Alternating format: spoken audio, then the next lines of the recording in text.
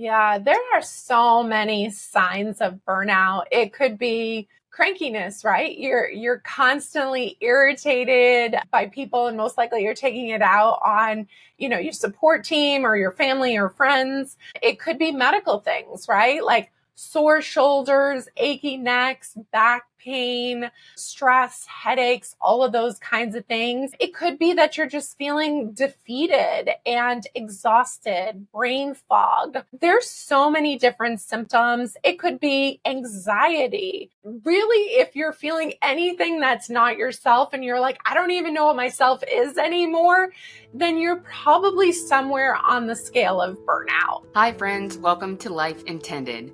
Life Intended is a podcast that explores what it means to be true to yourself and live an authentic and purposeful life. Each episode explores my guest's version of personal growth, self-discovery, and the pursuit of becoming the best version of themselves, as well as how to find the joy in the journey. Today, I am talking to Sailynn Doyle. Sailynn started her entrepreneurial journey to reclaim control over her time, money, and flexibility after working 5 jobs in 7 years. She opened her first business in 2007 by purchasing a senior home care franchise in Massachusetts. In just 3 years, she had achieved $1 million revenue level, but was completely burnt out because it required her to work 80-plus hour weeks. So she drew a line in the sand and went on a mission to figure out how to work less and make more. After 2 years of fine-tuning her system, she was able to triple her business revenue, 4 times her personal paycheck, all while reducing her hours to just 16 hours a week. She achieved her ultimate goal to retire from her full-time career before age 40 and then sold it all to start over in sunny South Florida. In January 2021, Sailynn turned her proven system into a unique blueprint to empower women to banish burnout and improve their work-life balance.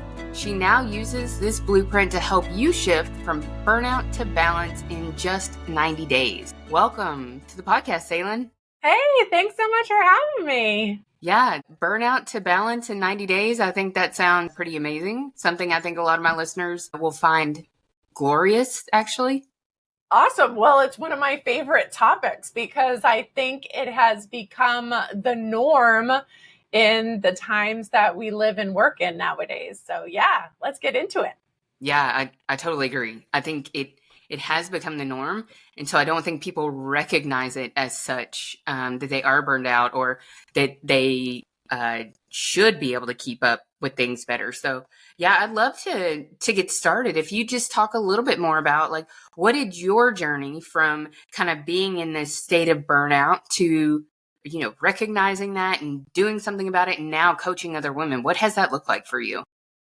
That's, such a great question. And so when I meet women entrepreneurs or I'm at a networking event or whatever, I usually say, I work with entrepreneurs who are burnt out, who are on the verge of burnout, or who are in denial about burnout. And when I always say that third part, I get all the giggles in the room.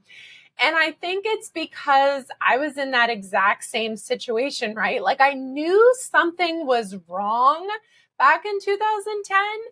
I was working those 80-hour weeks, but like burnout, that can't be, right? Like that's other people. That is not me. And I think I also saw it as a sign of weakness. But, I got to the point, it was just a regular day. I had been working 16-hour days for weeks on end, and something that happened every day happened, but it just pushed me over the edge. And at that point, I declared that truly something had to change. Like, no matter what, that was that line I drew in the sand. Like, I had to go back. And at that point, I shifted from, no, I'm not burnt out to, I am completely burnt out. Like crispy bacon has nothing on me, right? And that I think is where I'm seeing so many of the women I work with is, I try and get to them before they're at that last point, but so many are ready to close or quit or, sell. And it's really, really sad because we've worked so hard to get where we are to achieve success, but it's just not what we thought it was going to be. Yeah. So I have a couple of questions about that. like, what did the actual burnout feel like for you? That's such a good question. So for me, I felt like I had lost control, right? I was also very emotional. I was slamming things, I was yelling, and that's not who I was as a person. I'm normally a very laid back kind of person, but I just couldn't seem to control my emotions. Like, I would just cry out of nowhere. Like, I don't think I've ever cried so much as I did in that time period. And it was because I had just really hit that breaking point and I didn't know what else to do. And as a problem solver, right? So many of us pride ourselves on being multitaskers and problem solvers. It got to the point where I felt so defeated that I couldn't figure it out. And I thought something was wrong with me, that maybe entrepreneurship wasn't for me because there must have been something wrong. Yeah. So follow-up question to that, because, I'm a coach, I have been a coach, and personally as a business owner, I think what I have seen and what I've also experienced is you feel like you're always working towards something. And a lot of times that can feel like a sprint, or it feels like, I just got to get this project done, or just have to get this next initiative complete, or I got to get over this hump. But sometimes it can be initiative, project, hump, back to back to back. So how do you separate the difference in just pure burnout and that like feeling, and maybe it's all the same, that feeling that like, I just got to get over the hump and then things are going to feel different? Yeah, so I think that's really twofold. So in my entire career, I have worked in 90-day increments, right? It's just, I remember when I worked in development, like fundraising, marketing, all of that for nonprofits, they'd say, "What's your development plan?" And I'd be like, "Oh, it's all up here," in my head. But really, I never really was a person to lay things out long term. I always worked in 90 days. I was like, what's the thing that needs to be done next? Let's get it done. And so I know in business, for me, when I was experiencing burnout, is when my 90-day sprint, right? So if we think of running, that's a great analogy. My 90-day sprint then turned into 6 months or 9 months or a year, and it just kept going and going. And really your business should be like a long-term marathon sustainable plan. And we're of course going to do short-term sprints, which I don't think should be any longer than 90 days. I prefer more like 30. But that allows us to, just like runners, go really fast for a short period and then recover and go back to those long distance. And it really, when you think about that in your business, it comes down to, I think, the other part of this, which is we don't celebrate our wins enough and also assess, what went well and what didn't go well. We just, as you said, go to the next thing. And so I think that's such a huge thing. And when I realized how important it was to celebrate the win, good or bad or whatever it is, and then really assess how it went before I moved to that next quarter, that next 90 days, that's when things started to turn around in my business. Yeah. Yeah. That's a really great point. Because I think that, there is a difference in just being in a perpetual state of burnout versus being, like you're talking about, in a sprint, or I like to talk about it like it's interval training or something like that. You're going high intensity for a short amount of period, but then you have to recover. So if you're not recovering or you don't have any built-in recovery time, it's going to feel like burnout, no matter if it's, back to back to back projects. Exactly. Yeah. And it doesn't do anyone any good. You, your customers, your clients, your family, your friends, anything. The go, go, go, go, go does not get you anything more than more work. Right. Right. Something else that you said that I think it's important, I want to stop and highlight, and kind of, this is something I would like listeners to stop and think about too, is, you said we don't celebrate our wins or our successes enough. And I completely agree. I've actually written articles and emails and social posts about that. I think not only as humans, but as leaders, as business leaders, it's important to think about, are you stopping and celebrating? We are always setting goals. We're always working towards things. We have these 90-day plans, these rocks, but oftentimes we're so caught up in the work and then it gets done and it's like on to the next thing. But I really think it's so important to stop and reflect and celebrate the work that you've done, digest that, celebrate your team, anybody who's come with you along the way, because if not, it just feels like this never-ending timeline of working towards something that you're just never going to achieve. So I love that you said that. I want to take time to just call that out because it really is so important, and it's really important as it relates to burnout.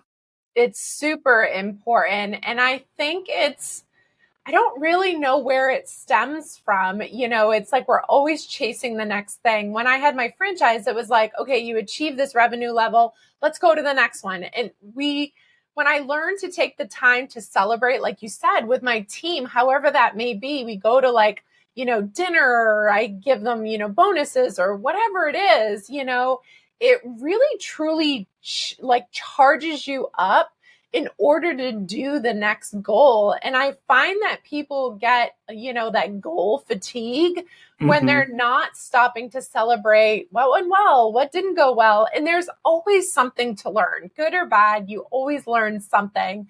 And that's why I truly think that we have so much burnout and fatigue is because we're just always chasing something. And for me, what I realized is I hadn't clarified what my definition of success was. All I said when I started was I want more time and more money.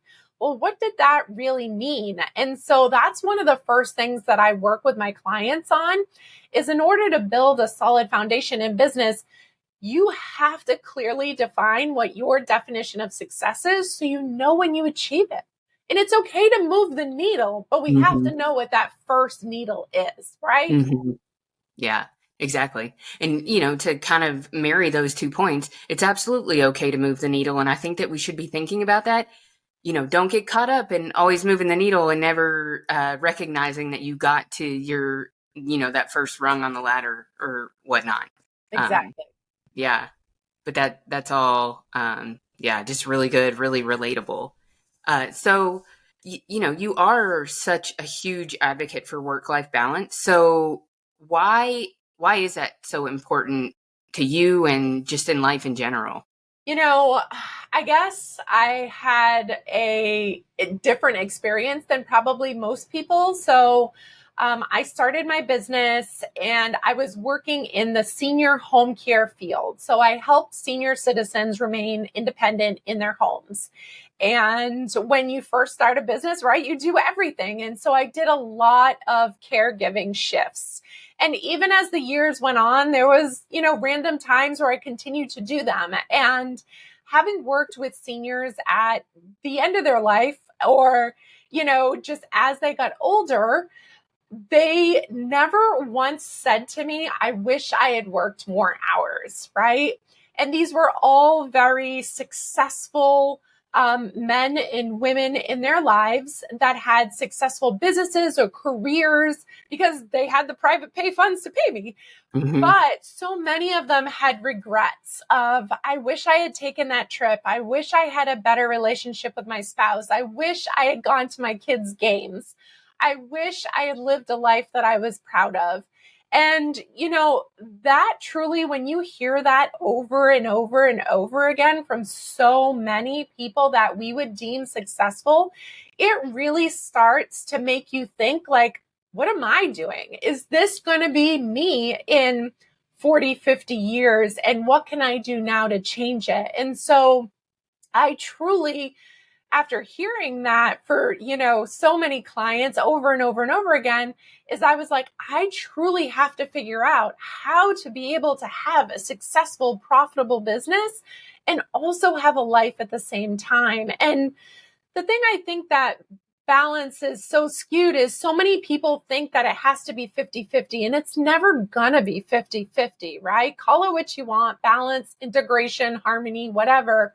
But it really is just having the successful business and a life on whatever that means for you on your terms. So balance is super, super important to me because I got to see so many people firsthand, older in their life, have regrets, and that truly breaks your heart. Yeah, it does. I can imagine it actually kind of gives you goosebumps because that's, it's an analogy that people use a lot is like, think about yourself at the end of your life and looking back. But to, hear that from people, because truly you want to make the change while you still have a lot of life ahead of you and not from a different perspective. Yeah. So tell me a little bit about, like, I know you have a pretty specific niche of women that you work with. So tell me about who your clients are. Yeah. So my clients, like I said, they're on that verge of burnout. They're, burnt out, or they're in denial about burnout. They're usually around that 3 to 5 year mark in business. They've had success financially and do have some time freedom. But if you have the opportunity to chat with them one-on-one when maybe no one's around, you find out what's really going on behind the scenes. And what that looks like is they're feeling defeated because in order to maintain what they've built, they're having to work, 7 days a week in some capacity. Their profits, sure, they're making money. Maybe, they're six figures or 6+ figures, but the profits that they're actually putting in their pockets is way less than they ever thought, right? They haven't been able to fund their kids' college, their retirement, pay off their debt, buy their dream home.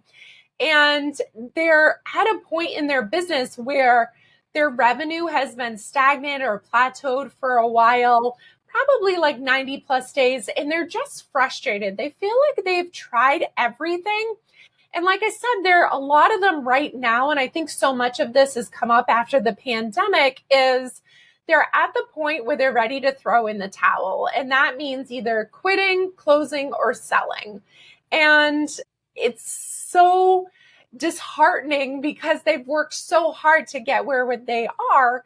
And so with some small tweaks, I'm not about big changes. I'm all about like small tweaks, doubling down on what works.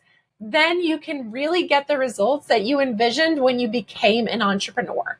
Yeah. So what are some of the ways that you help women, kind of take control of that and flip the script and, just feel different? Yeah, exactly. That's a great question. So I developed a unique blueprint, which I call the Legacy Business System, and it has 4 pillars. And the first pillar I call your business model structure, and it contains 3 crucial elements. And what I find is most coaches and gurus and all of that, they tell you need to have a business model, but they're missing the foundation of what that really means. And the first thing is your personal vision. So we talked about this, what do you truly want your life and business to look and feel like? Like, you need to know that clearly. Like, it should be so clear that I could tell you right now exactly what I want. And then the second thing is, what is your business mission, vision, and values? And this has gotten to be a really hot topic over the past 5 years. People want to know as a business, like, what do you stand for? What are you all about? Right? And what this does is it helps you attract the right clients and customers and team members, and also push away the people that aren't, meant to work with you. And then the third part, which I think is what so many people miss, is it's your curated portfolio of products and services, right?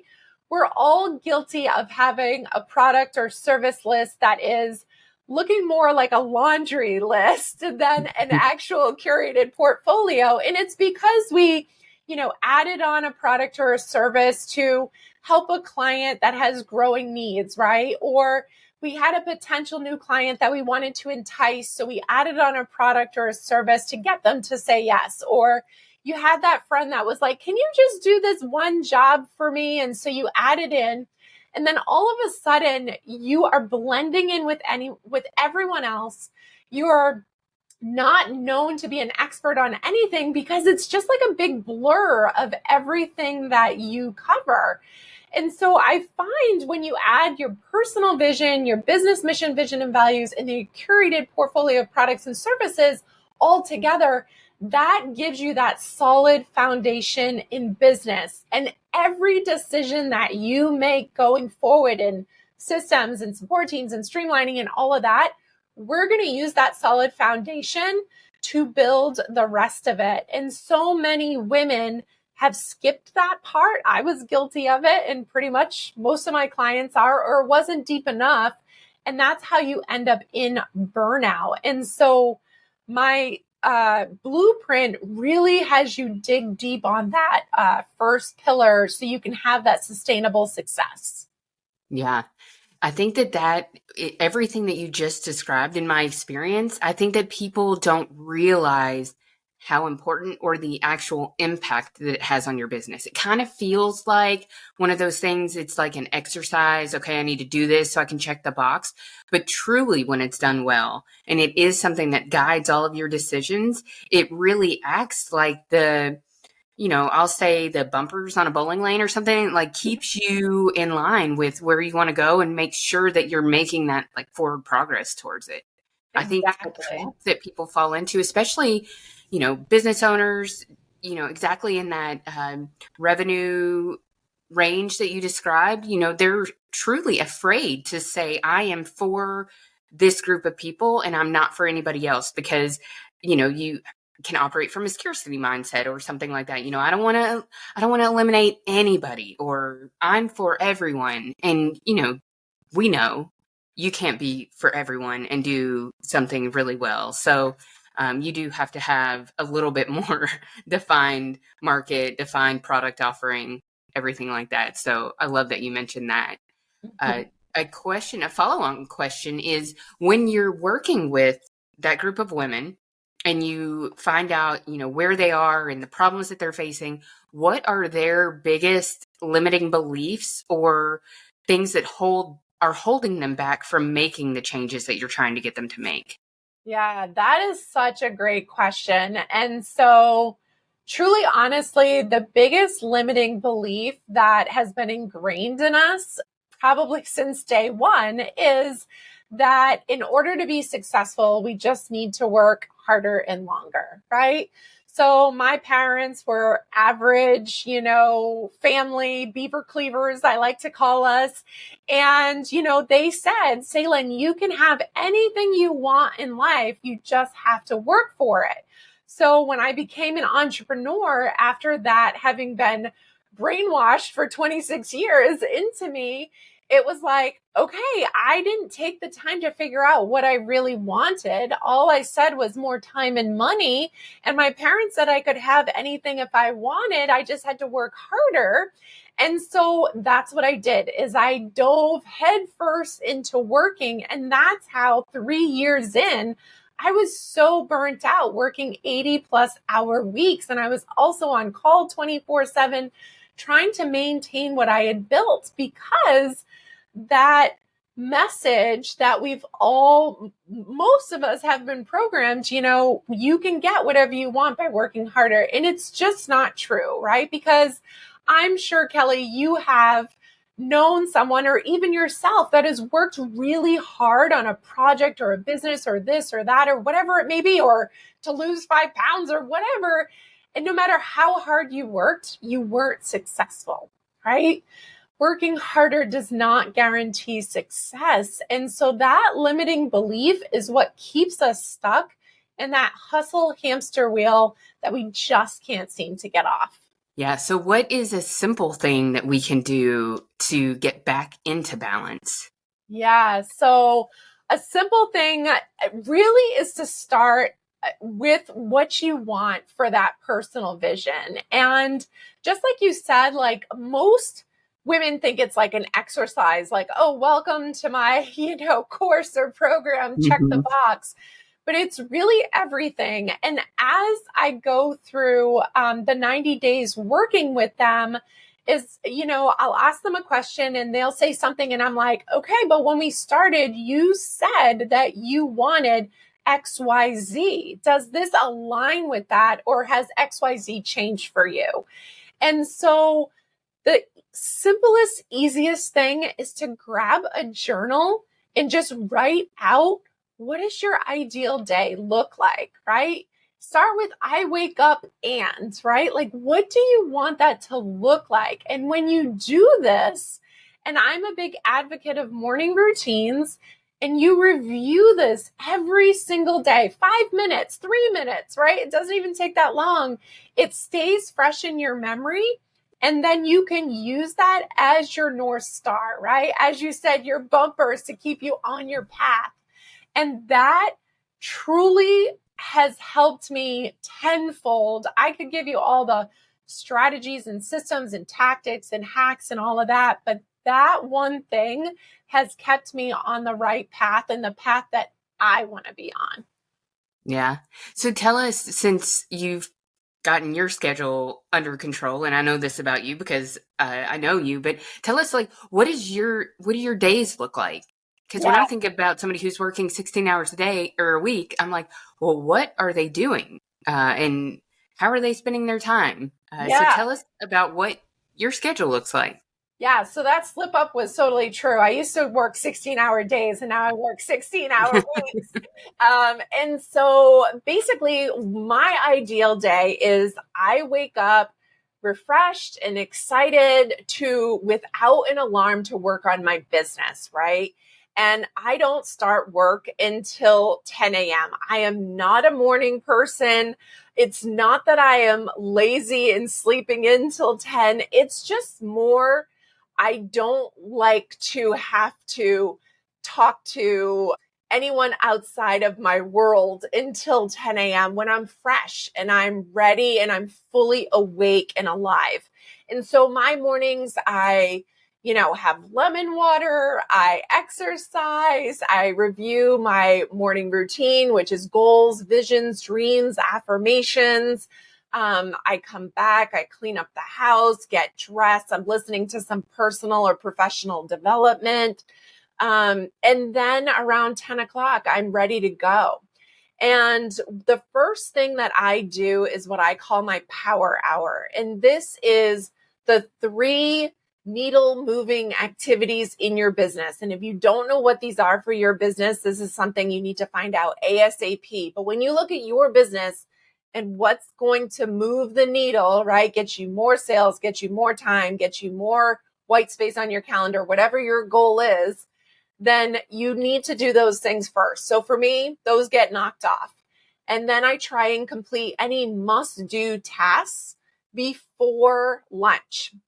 My boyfriend usually comes home around lunch, take some time with him. And then after lunch is when I usually do coaching calls, offer support in my weekly group support sessions for my clients, work on bigger projects. So I do a 2-hour block there. And it's enough time to, do whatever I got to do. If I'm like revamping a website page or I'm writing a YouTube video script, I want to make enough time that I don't feel rushed. And then I like to wrap up my day around 3, chill out for a little bit. And then normally it's family dinner. And then I relax after dinner, no work, and read a chick lit book. And then I'm in bed by 9 o'clock. So, this is one of the things that's so important is when you write out that ideal day, it should not be like your birthday, a holiday, a vacation. It should be your everyday Groundhog Day, And what do you want? Like, if you had to do the same thing every single day, what would that be, right? And so that is my average day. Yeah. I love that you said, like, it doesn't have to be like your birthday. You're not trying to build this so that you can go on vacation every week or every week feels like a vacation. To me, it sounds like you're taking care of yourself. You're taking care of your health. You're taking care of your mental health so that you can operate in your best in those limited times that you've set for yourself. So, I love that is life, every day over and over. It's not the one-off things, although those are great memories and you should definitely do those things. Your life is the day today that you're living every day. And I think, in my experience, a lot of people are actually working less than they probably think they are. I think people are wasting a lot of time because they're expanding their work to fill, the quote unquote time that they have. And so I've noticed for myself when I create smaller blocks of working time that are more intentional, that I have, top 3 priorities or whatever else it is, that I am getting that stuff done in the time that I have allotted for it so that I can do other things in other times. So yeah, that was a great example of, just kind of like a regular day. Yeah, you're so right. I mean, I think so many of us that worked, the typical 8-hour day, you waste so much time, and it could be doing anything.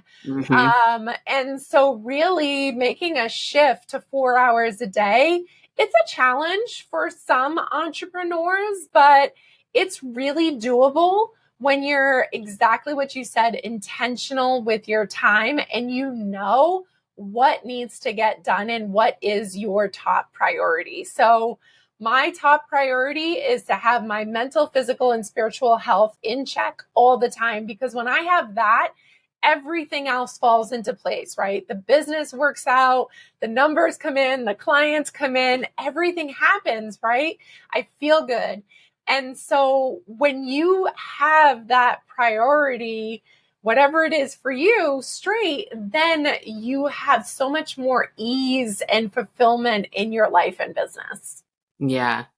So I would imagine that some women that you work with, or some people that you've talked to and maybe they think they're not a good fit for working for you, probably one of their objections is, well, I don't make enough money to be able to work only 4 hours a day, or my business isn't there yet, or, any other objection that they might have. So what do you have, or what's your advice, or I guess the way that you talk to women who believe that? Yeah. So many people think like, how am I going to go from a 16-hour day or a 12-hour day to 4?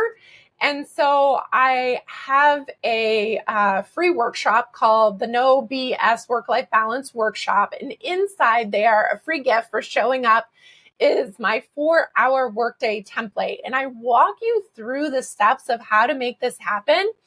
And I think no matter what your objection is to it, if it's something that you can be open to, like just be like, let me go through the steps and see if it works. And you stop, I don't want to use the word making excuses, but if you stop really kind of thinking about this is never going to work, then for most people it will, because what we find is that a lot of people are just doing tasks to stay busy, right? And so it's one of those things where if we can get out of the busy mindset, then we really can build the business of our dreams. Yeah. So when you said, open your mind, consider that it could be a possibility. Something my husband always says is, how can I?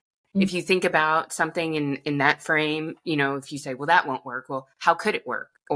And force yourself to actually not just ask the question and like kind of chuckle about it, but force yourself to go through the exercise. Well, how could that work? How could this work for you? How could you get from 12 hours to 4 hours, or even 12 hours to 6 hours, and then continue to work towards 4? But yeah, if you find yourself immediately, shooting something down or saying, well, that won't work, or that has never worked, or I tried that.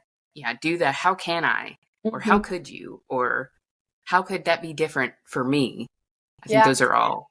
I think that's great. And if you're immediately putting that up, most likely you're on the verge of burnt out or already there, right? Yeah. And because I know that's how I felt. Like I felt like I've tried everything. Like there's nothing left I haven't tried. But it really was a mindset shift that I needed in order to start my shift. And that was that drawing that line in the sand and saying, no matter what, I'm not going back. Something is going to change today. Mm-hmm. Yeah. So I know you've mentioned, some of the ways people feel burned out. They they want to quit, they want to sell, they want to give up. But there are probably like some pretty serious signs of burnout or some pretty serious consequences. So what are some things that you have seen or even worked with people to kind of reverse for themselves? Yeah, there are so many signs of burnout. It could be crankiness, right? You're constantly irritated by people, and most likely you're taking it out on, your support team or your family or friends. It could be medical things, right? Like sore shoulders, achy necks, back pain, stress, headaches, all of those kinds of things. It could be that you're just feeling defeated and exhausted, brain fog. There's so many different symptoms. It could be anxiety. There's so much. Really, if you're feeling anything that's not yourself and you're like, I don't even know what myself is anymore, then you're probably somewhere on the scale of burnout. And for me, like I said, I was really in denial because I thought it was a sign of weakness. And it's really not a sign of weakness. It's a sign that something has to change, and you need to be open to it, because it really, if you can get yourself out of burnout with some hope, with some help from, a friend, a colleague, a coach, a guru, a mentor, whoever it is, then you really can live the life you envision. But you have to really take that awareness and say, something's not right. And what am I going to do about it? And a lot of times just admitting that something is not right is the first step, right? And you maybe can't identify what it is, but it's just saying like, something's not right and I need to get some help. Yeah. So what would you say the biggest difference is in people when, like, day one, when they start working with you versus that 90 days when they're, I guess, either at or significantly on their way to balance? Yeah. So one of my clients, Haley, that I worked with, she was a sales and marketing. She's a sales and marketing strategist, and she works with women entrepreneurs and helping them get sales and in the health industry. And she said it so perfectly. She said, with coaching, I got my sparkle back in business. And I think that's the thing, right? Is, we're going to do the systems and the strategies and get your support team, and we're going to streamline everything with tech tools and automation. But it's really getting that entrepreneurial fire, that sparkle, that passion, and reigniting it and making you feel that same excitement and joy and fulfillment that you had back on day one, right? Like giddy feeling in your stomach again. And I was listening to something the other day, and the question was, are you supposed to wake up excited every day in your business? And I don't think that's true, right? We're never going to wake up every single day. But if we wake up relieved or feeling fulfilled and know that maybe today might not be perfect, but it's a lot better than it used to be, that's a good place to be, in 90 days, and then just keep making it better and better and better. Mm-hmm.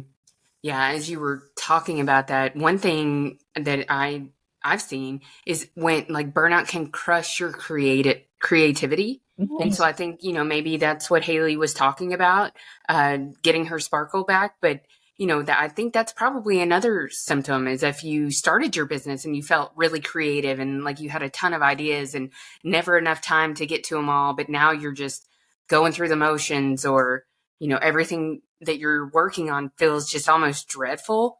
It's like getting through this can really reignite that creativity that you felt or that you feel as a business owner. And as somebody who's like, I started this business because I wanted to solve this problem for people, and it's something I'm passionate about. But like the life has been sucked out of me. Yeah, and that's such a good point. I have a lot of creative clients, and we work really well together because I think I have a true knack of working with creatives. And if you're working on just checking tasks and doing all those things, you really don't have that space to be creative, right? And so that's one of the things that I think they feel so relieved on, is that they have the space to be more creative. And even myself, one of the shifts that I made in January is, for the past 5 years or so, I have gone for a walk or done exercise or something like that with a podcast or a webinar or whatever in my ear, right?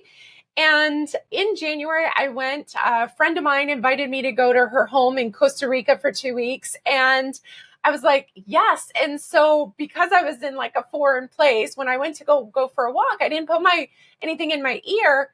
And I was like, wow, I feel totally different.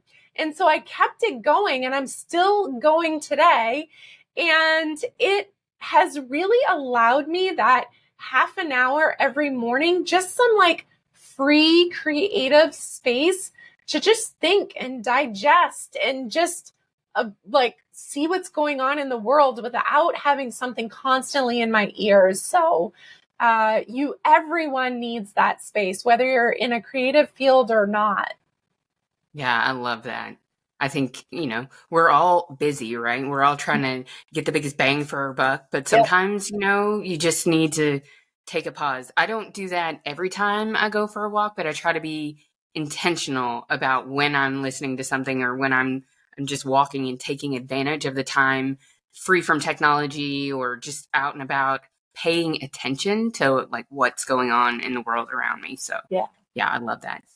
Well, one thing before we get to the end and wrap up, I love talking to coaches because I think coaching is so important. So tell me a little bit about your perspective on coaching and why, or like who you think needs coaching, or what role does coaching play in people's lives? Yeah, so I never realized how important it was, but I intentionally purchased a franchise because at age 26, I knew I needed support, right? I needed someone to coach me and mentor me. I didn't know anything about business. And so that was really like a coach in a box with the franchising model. I heard a statistic that the average entrepreneur who hits $1 million in business has had 7 mentors or coaches by the time they hit $1 million. So I think it is something that nowadays we can all benefit from. And it could be anything. It could be a personal coach. It could be a business coach. It could be a life coach. It could be a health coach. It could be anything, depending upon where you are right now and what are your goals. But coaching really is an opportunity to have someone that's an outside perspective and be a sounding board for you, have a resource for you, and really just someone in your corner that's cheering you on and saying, you got this, like on those tough days, and helping you celebrate those wins. So I'm a huge believer in having a coach or a mentor, and really someone that is just there for you in your business, in your unique needs, and finding the right person for where you are in your journey, right? Some people, you outgrow a coach. You need them at one point. I know I had a marketing coach the first couple of years in my business because that's not my zone of genius. And, now I've moved to the next level. And so it's really important to find someone that you align with personally and professionally for where you are. So, yeah. Mm-hmm. Yeah, I love that. I've heard that statistic too. And I tell people this all the time, but any successful person that you look at, whether it's an athlete, a business owner, really any successful philanthropist, they have mentors and coaches. They do not do it alone, and you don't have to either. It's like somebody can walk alongside you and guide you and help you avoid mistakes or help you fix mistakes when you make them. But life sure is a whole lot better when you've got somebody walking alongside you, helping you achieve your vision or your goals. So exactly. Yeah, I love that. Well, anything else that you want to share about what you do, who you work with, or burnout in general? No, I would just say, if you are a woman entrepreneur, any entrepreneur or business owner, and you're really feeling like stuck or defeated or down on yourself, or it's just not what you imagined, just reach out to someone and have a conversation to get started. Don't be embarrassed about it. Don't think it's a weakness. It's okay to ask for help because it's essentially going to help you get those quicker, better, faster results.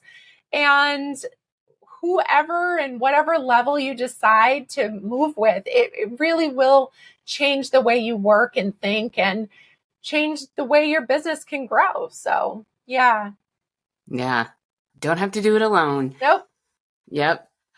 Well, I have a couple of end of the podcast questions that I would like to ask you. So the first one is, what is something personally or professionally that you would like to accomplish this year? Oh, gosh, that's a good one. So I'm going for 10x my revenue from last year. Okay, that's big. Well, we're almost, not quite halfway through the year. How are you doing at that? Great. This is something I always ask my clients is whether their business is seasonal. I have been in business 17 plus years now, and I know it's not over till the end. And so we have so much more runway in 2024. So I'm excited to achieve this goal this year. And I think in part also do it on my terms with continuing the work-life balance. So yeah, that's important. That is important. Yeah, that's a big goal. I love that. And then the second question is, you might have already answered this, but how do you recharge? Ooh, for me, sleep fixes everything. So I am in bed 9:00 every single night, if not earlier. But if I'm really struggling to figure something out or a project or, this morning I was just feeling a little sluggish after going for my walk. It could be the heat, whatever it is, but I just laid down for 30 minutes and just kind of recharged. So for me, sleep has always fixed everything that I need. So I love having the flexibility in my schedule where I can take that midday break if I need to. Yeah. Yep. That's great. Sleep is another underrated thing that makes a huge difference in your life. So it does. Yeah, I love that. Well, thank you so much for coming and sharing. I think this will be incredibly impactful for a lot of people and empowering too, because you can take control. You can make things different. There are ways and strategies. And if you will look in the show notes, I will include all of Saylynn's social media handles and any way to get in touch with her. I know she mentioned her free webinar, but I think if this is something that has resonated with you, or if it's something that somebody who may be struggling, just pointing them in Saylynn's direction, I think could be super helpful for them. So awesome. Well, thank you so much for having me. I truly appreciate this. Yep, this was great. Thank you, Sailynn. We'll talk later. Thank you all so much for listening to this episode. It's truly an honor to help bring these conversations to you. I do have a couple of quick favors to ask of you. While you're listening to an episode, could you take a screenshot and post that to your Instagram stories and tag me at Life Intended Podcast? And just let me know what your favorite takeaways were or what you liked about the episode. It really helps me to learn more about what you love and want to see more of. And if you have a few extra minutes, if you'd go to iTunes or wherever you listen, I'd love it if you could leave me a rating and review. Ratings and reviews are one of the best ways new listeners can find the show, and I'd love nothing more to grow this and help more people live a life intended. See you again here next week.